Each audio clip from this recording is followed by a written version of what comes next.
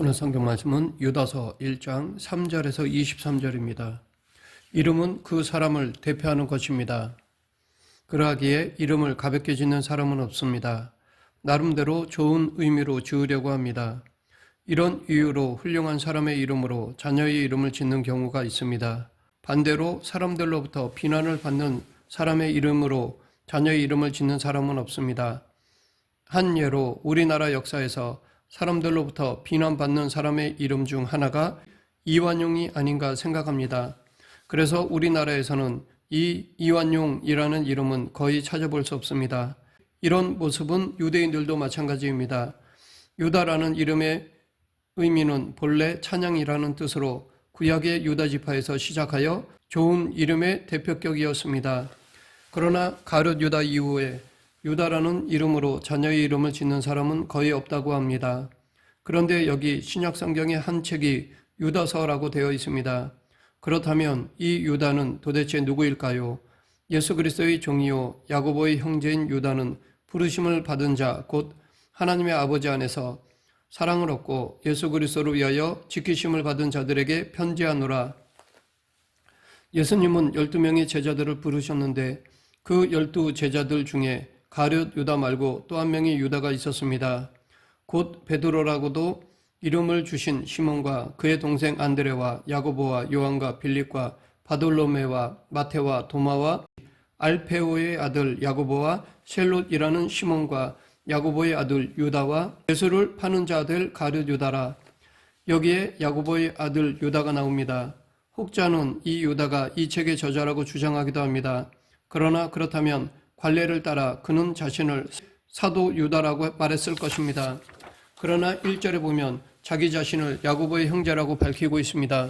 그런 의미에서 유다서를 쓴 유다는 12제자 중 하나인 야고보의 아들 유다나 예수님을 팔아넘긴 가룟 유다와는 전혀 상관이 없는 사람인 것을 알 수 있습니다. 또한 예수님이 고향 나사렛에서 말씀을 가르치실 때 그곳 사람들이 깜짝 놀라워했습니다. 그리고 이는 그 목수의 아들이 아니냐, 그 어머니는 마리아, 그 형제들은 야고보, 요셉, 시몬, 유다라 하지 않느냐라고 하였습니다. 이때 사람들은 예수님의 동생들의 이름을 언급하였습니다. 그런데 예수님의 형제들 곧 요셉의 아들들의 명단에도 야고보와 유다가 나옵니다. 그들은 다른 예수님의 형제들처럼 예수님이 메시아임을 믿지 못하다가 부활하신 예수님을 보고 회심하고 예수님의 제자가 된 것으로 보입니다. 그 후 예수님의 형제 야고보는 초대 예루살렘 교회의 지도자가 되는데 동생 유다는 그와 함께 교회를 섬기는 것으로 전해집니다. 그런데 유다서의 영어 제목을 보면 주드라고 되어 있지만 성경의 원래 필사본에서는 가룟 유다를 가리킬 때와 똑같이 주다스로 되어 있습니다. 이렇게 한 것은 단지 스승을 팔아넘긴 배신자 가룟 유다와 구분하기 위해서 예수님의 동생이자 유다서를 기록한 유다를 영어로 주드라고 표기한 것입니다. 유다는 히브리어 유다의 변형인데 이것은 이스라엘 지파의 이름입니다. 유다는 1세기 유대에서 아주 흔했던 이름이며 예수님의 12제자 중 2명을 포함해서 신약 성경에 적어도 7명의 서로 다른 유다가 나옵니다. 누가복음과 사도행전을 기록한 누가는 예수님의 12제자 중 가룟인 아닌 유다를 가리켜 야고보의 아들 유다라고 기록했는데 마태복음 10장과 마가복음 3장에서는 야고보의 아들 유다 대신 다데오가 나옵니다. 아마도 야고보의 아들 유다가 일반적으로 유다보다는 다데오로 불렸기 때문일 것입니다. 그런데 이 다데오는 유다서의 저자가 아닙니다. 또 다른 유다로는 갈릴리 폭동을 일으킨 유다가 있는데 당연히 그도 유다서의 저자가 아닙니다. 또 안디옥에 있는 신자들에게 예루살렘 공회의 통치에 대한 소식을 전해준 교회 지도자 바사바라 하는 유다도 있었고 교회를 박해하다 예수님을 만나 회심한 사울이 다메섹에서 머물렀던 집이 있던 집가라 하는 거리에 살던 유다도 있었습니다. 그러나 여러 사실을 종합해 볼 때 이 유다서의 저자는 예수님의 동생 유다임을 알 수 있습니다. 그런데 여기서 우리가 자기를 가리켜 예수님의 형제라고 부르지 않고 예수 그리스도의 종이라고 한 것은 야고보가 야고보서 서두에서 주 예수 그리스도의 종 야고보라고 한 것을 따른 것으로 보입니다. 유다서는 모두 227단어로 되어 있는데 그중 93개가 야고보에 동일하게 등장하는 것을 보면 유다가 형제 야고보의 영향을 받은 것으로 보여줍니다. 그러면 한때 예수님을 가까이 두고도 그의 신성과 메시아 되심을 몰랐다가 나중에 회심하여 예수님의 제자가 된 그가 오늘의 우리에게 전하는 복음의 메시지는 무엇일까요? 오늘 본문 3절, 사랑하는 자들아, 우리가 일반으로 받은 구원에 관하여 내가 너희에게 편지하려는 생각이 간절하던 차에 성도에게 단번에 주신 믿음의 도를 위하여 힘써 싸우라는 편지로 너희를 권하여야 할 필요를 느꼈노니. 여기서 유다는 복음의 핵심이 구원 사건이고 이 구원은 성도에게 단번에 주신 믿음의 도라고 하였습니다. 여기서 단번에라고 번역된 헬라어 단어는 한 번에 주어진 것이지만 영원한 효력을 지닌다라는 뜻을 담고 있습니다. 복음은 사도들을 통해 단번에 주어졌는데 그것이 영원한 효력이 있고 우리도 이 복음을 단번에 영원히 받은 것이라고 말하는 것입니다. 이 단어는 복음이 본질적으로 십자가에서 단번에 이루신 예수님의 속죄 사건에 기초하고 있습니다. 베드로 사도도 그리스도께서 단번에 죄를 위하여 죽으사 의인으로서 불의한 자를 대신하셨으니 이는 우리를 하나님 앞으로 인도하려 하심이라. 육체로는 죽임을 당하시고 영으로는 살리심을 받으셨으니 라고 하였습니다. 베드로 사도도 예수 그리스도의 십자가 죽음은 또 죽으시고 또 죽으시는 식으로 반복될 필요 없이 단 한 번으로 영원한 속죄를 완성하신 죽음이라는 것을 밝혔습니다. 이 세상에서 우리가 건강을 위해서 먹는 약들은 다 일시적입니다. 그래서 한 번 먹으면 영원한 것이 아니라 먹고 또 먹어야 합니다. 즉, 그 효력이 떨어지면 다시 그것들을 취해야 합니다. 이와 같이 구약시대의 제사가 그랬습니다. 구약시대의 제사들은 일회적인 것에 불과했습니다. 죄를 지으면 다시 짐승의 피로 제사를 드려야 했습니다.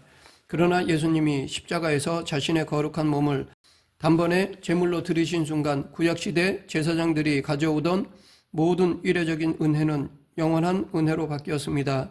이것에 대해 히브리서 기자는 히브리서 10장 11, 12절에서 제사장마다 매일 서서 섬기며 자주 같은 제사를 드리되 이 제사는 언제나 죄를 없게 하지 못하거니와 오직 그리스도는 죄를 위하여 한 영원한 제사를 드리시고 하나님 우편에 앉으사라고 하였습니다. 모든 제사장은 날마다 제단에 서서 직무를 수행하면서 똑같은 제사를 거듭 드리지만 그러한 제사가 죄를 없앨 수는 없습니다. 그러나 그리스도께서는 죄를 사하시려고 단 한 번에 영원히 유효한 제사를 드리셨습니다. 그리고 이렇게 거룩하게 된 자들을 단 한 번의 희생 제사로 영원히 안전하게 하셨습니다. 이것이 바로 예수님의 형제 유다를 통해 단번에 우리에게 전해진 영원한 구원의 영광입니다. 우리는 바로 이 복음을 믿음으로 구원을 받은 사람들입니다. 우리 인생을 비유하는 것 중에 하나가 건물을 짓는 건축일 것입니다. 우리는 하루하루를 살면서 삶을 건축해 갑니다. 신앙생활도 이와 같이 건축에 비유할 수 있습니다. 하루하루 살면서 믿음을 건축해 가는 것입니다. 이 건축이 견고하려면 무엇보다도 기초가 튼튼해야 합니다. 건물이 무너질 때 보면 많은 경우 기초가 부실해서 그런 경우가 많습니다. 예수님은 산상설교에서 집을 짓는 두 사람의 이야기를 하셨습니다.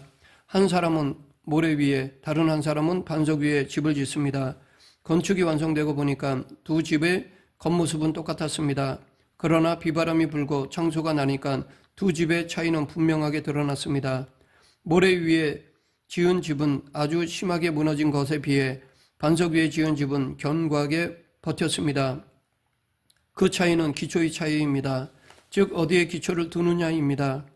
예수님께서도 그러므로 누구든지 나의 이 말을 듣고 행하는 자는 그 집을 반석 위에 지은 지혜로운 사람 같으니 비가 내리고 창소가 나고 바람이 불어 그 집에 부딪히되 무너지지 아니하나니 이는 주추를 반석 위에 놓은 까닭이요 라고 하셨습니다. 여기서 예수님은 단지 말씀을 듣는 것만 말씀하시지 않으셨습니다. 듣고 행하는 것까지 말씀하셨습니다. 즉 듣고 행하는 자는 반석 위에 집을 지은 지혜로운 사람이고 들어도 행하지 않는 자는 모래 위에 집을 지은 어리석은 사람이라는 것입니다. 이 말씀은 지금 이 시대의 교회가 왜 이렇게 무너지고 있는가에 대한 답이라고 봅니다. 지금 우리들은 듣는 것은 어느 정도 잘하지만 그에 비해 말씀대로 행하는 것은 너무나 약합니다. 기독교의 가장 기초되는 계명이 하나님 사랑, 이웃 사랑이라는 것을 다 알지만 그 실천이 따르지 않으니까 무너지는 것입니다.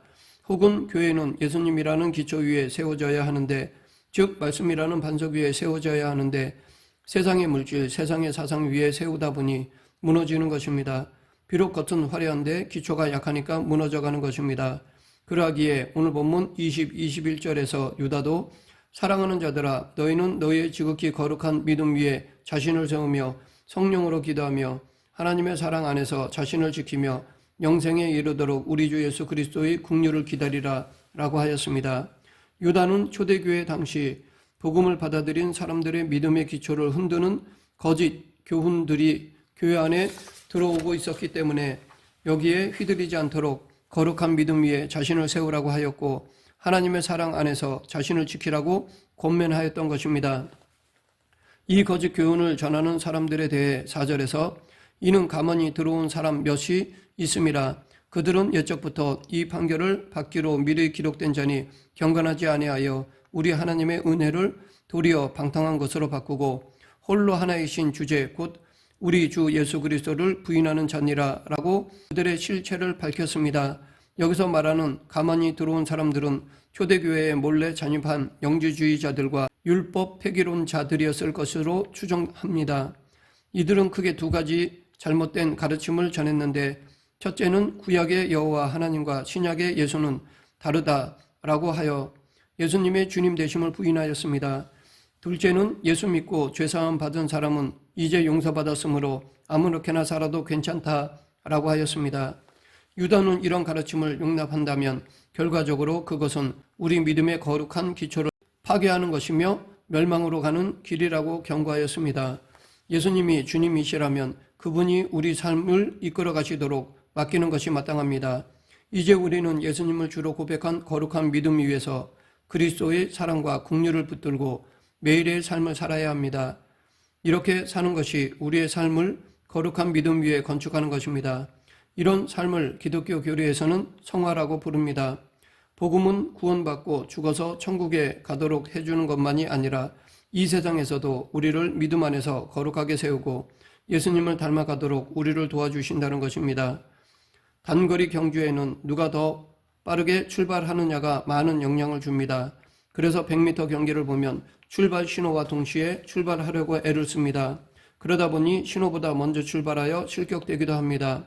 그러나 마라톤과 같은 장거리 경주에서는 단거리 경주만큼 출발에 크게 신경 쓰는 사람은 없습니다. 마라톤에서는 출발보다 더 중요한 것은 긴 거리를 뛰는 데에서 오는 힘든 것에 대한 인내와 완주입니다. 처음보다 마지막 완주가 더 중요시 됩니다. 많은 사람들이 인생을 마라톤에 비유하곤 합니다. 왜냐하면 인생은 뒤돌아보면 짧아 보여도 앞을 보면 먼 장거리 경주와 같기 때문입니다. 그러하기에 지금 잘 되고 있다고 계속 잘 된다는 보장이 없고 지금 어렵다고 계속 어려울 것이라고만 생각할 수도 없습니다. 끝이 어떻게 될지는 아무도 모릅니다.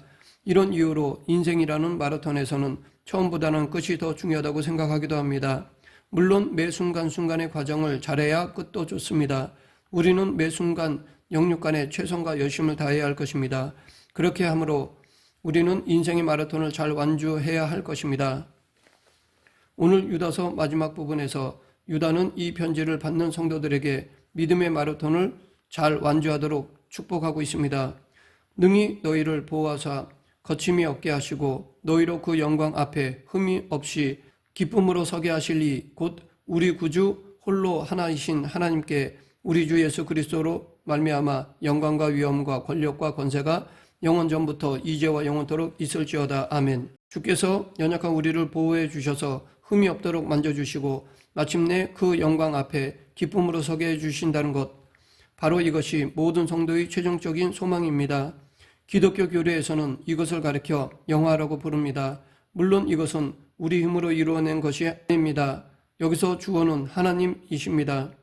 우리를 구원하신 하나님께서 우리를 보호하시고 거침이 없게 하시고 흠이 없게 하신다는 것입니다.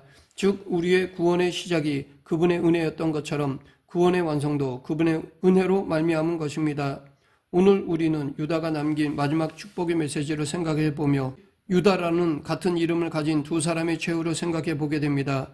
가룟 유다는 유다서의 저자 유다보다 먼저 믿음의 출발을 했던 사람입니다. 그는 12사도 가운데 한 명이었고 그들의 재정을 담당할 만큼 신뢰를 받았던 사람이었습니다. 그러했기에 최후의 만찬 석상에서 예수님이 너희 중 하나가 나를 팔 것이다 라고 하셨을 때 가룟 유다를 의심한 사람은 없었습니다. 그러나 그는 은 30에 자신을 그토록 사랑해준 스승을 팔아넘겼고 결국 양심의 가책을 이기지 못하고 스스로 목숨을 끊어 생애를 마치고 말았습니다. 그러나 또 한 사람의 유다는 처음에 예수님의 형제로서 너무 가까운 거리에서 본 자기 형을 구주로 알아보는 안목이 없었지만 예수님의 부활 후에 형제 야고보와 함께 회개하고 예수님의 제자가 되었습니다. 사도행전 1장 13, 14절 들어가 그들이 유하는 다락방으로 올라가니 베드로, 요한, 야고보, 안드레와 빌립, 도마와 바돌로메, 마테와 및 알페오의 아들 야고보, 셀로닌 시몬, 야고보의 아들 유다가 다 거기 있어 여자들과 예수님의 어머니 마리아와 예수의 아우들과 더불어 마음을 같이하여 오로지 기도에 힘쓰더라. 이 말씀을 보면 예수님의 승천 후 마가의 다락방에서 함께 기도하던 120명 중에 이 유다도 분명히 있었을 것입니다. 말씀을 맺겠습니다. 교회 전승에 따르면 유다는 메소포타미아 지역에서 전도하던 중 칼에 맞아 순교할 때 주 예수 그리스도를 찬양하며 숨을 거두었다고 전해지고 있습니다. 찬양이라는 뜻의 이름처럼 유다는 자기 이름에 합당한 삶을 살았습니다. 우리도 이 유다와 같이 복음의 길을 끝까지 걸어감으로써 주님 앞에 서는 날 칭찬받는 성도가 되길 간절히 축원합니다. 기도하겠습니다. 승사화복을 주관하신 하나님 아버지, 거짓에 현혹되지 않고 오직 복음을 위해 수고하는 그리스도인이 되게 하시고 죽기까지 충성하는 성도가 되게 하여 주시옵소서. 예수님 이름으로 기도드립니다. 아멘.